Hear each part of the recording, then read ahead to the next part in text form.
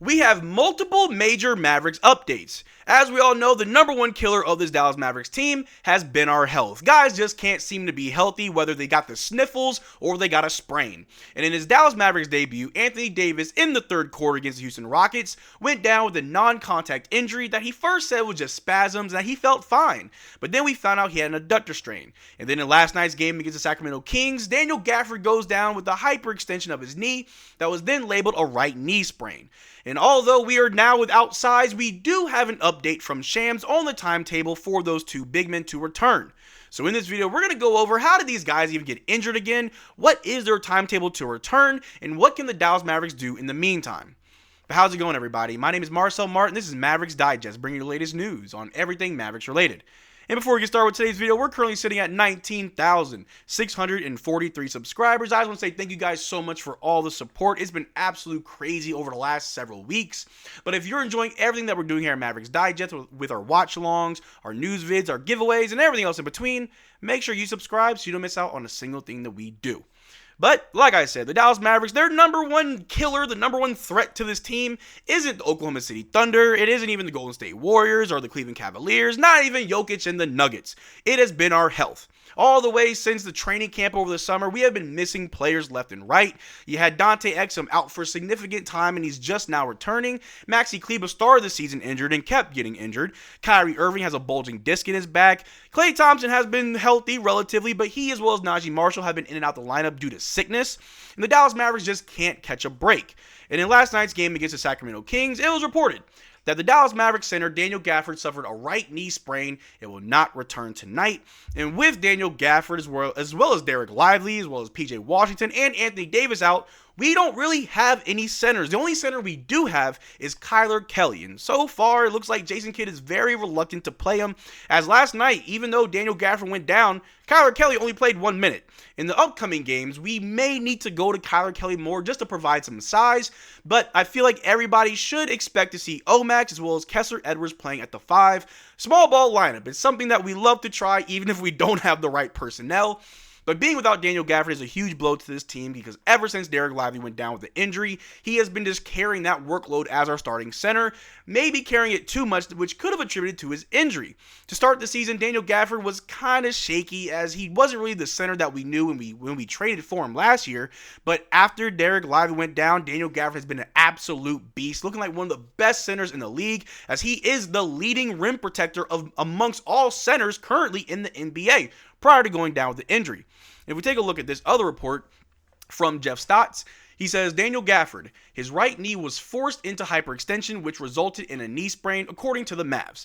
The involved ligament and degree of sprain will dictate treatment options and time lost. A low-grade sprain would likely be a best-case scenario, and yes, a low-grade sprain would definitely be the best-case scenario. Like I've said, health is our number one enemy at this point. It's no other team, it's no other player or coach.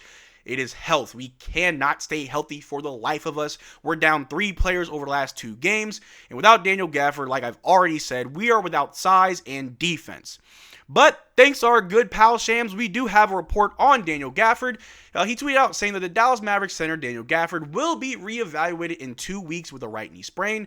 Mavericks are now without Gafford, Anthony Davis, Derrick Lively, and Dwight Powell as the All-Star break looms. And the weirdest update out of all of our injured players, Jason Kidd said yesterday before the start of the game that he has no update on Dwight Powell. Not that he's progressing well, things are looking good. He has no update. So who knows when Dwight Powell will actually be back. And I know Dwight Powell really isn't that premier center or even a backup center, more so a third string center, like break glass in case of emergency type center that we could use. But I'd argue Dwight Powell is better than no center at all at this point, but he is currently injured. Like I said, Kyler Kelly is our only option unless we do go small ball with Omax as well as Kessler Edwards. But it's good to know that we do have a timetable for Daniel Gafford within 2 weeks, possibly right after All-Star break, which is only in 5 days. It will be next week. So maybe we do get him back early. Maybe it does have to be the full 2 weeks.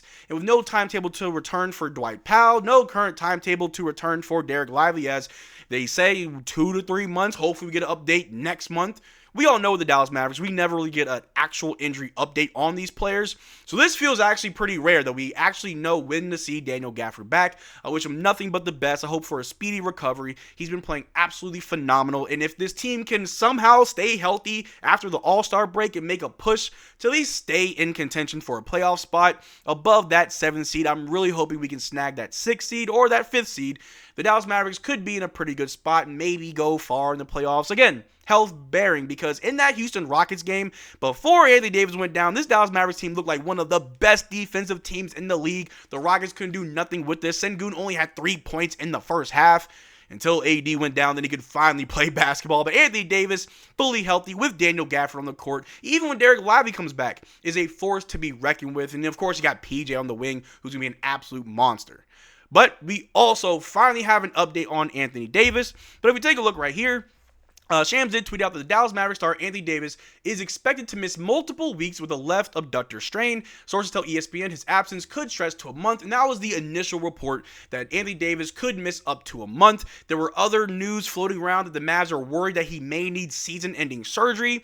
They may try to rehab it. And honestly, after you make a trade for a player like Anthony Davis, sending away Luka Doncic, that you mentioned his conditioning and his health was an issue. And I'm not trying to badmouth Anthony Davis. Fully healthy, he is amazing. But the truth of the matter is he does have a questionable health history.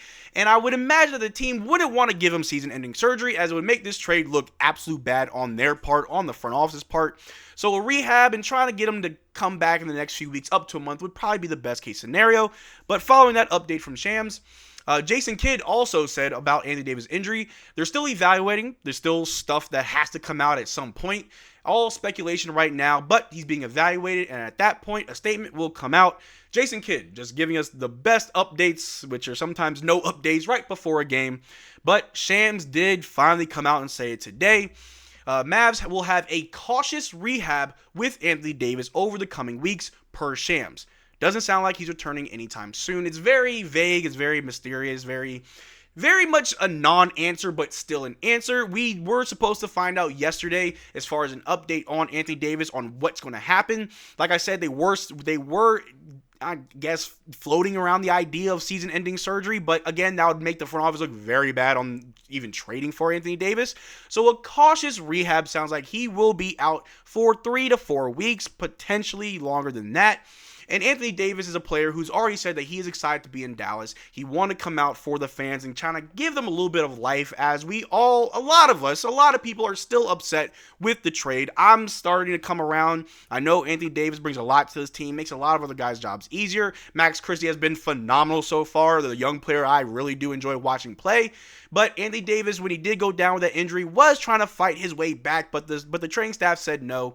People are wondering how he even passed his physical. Some are saying that maybe they just waved it and said, whatever, we just want Anthony Davis. But regardless, it looks like that they're going to have a cautious rehab, 3 to 4 weeks. Maybe he'll come back after All-Star break, but that will be to be determined, and I will make sure to cover it the moment we find out. But that's all I got for you guys today. Thanks for making this far to the video. Make sure to check out our Twitter and Discord. Links in the description below. Consider becoming a channel member. We are doing a giveaway every single month on this channel. Only way to enter our giveaways is to become a channel member of any tier. But till next time, y'all take care, drink water. Peace.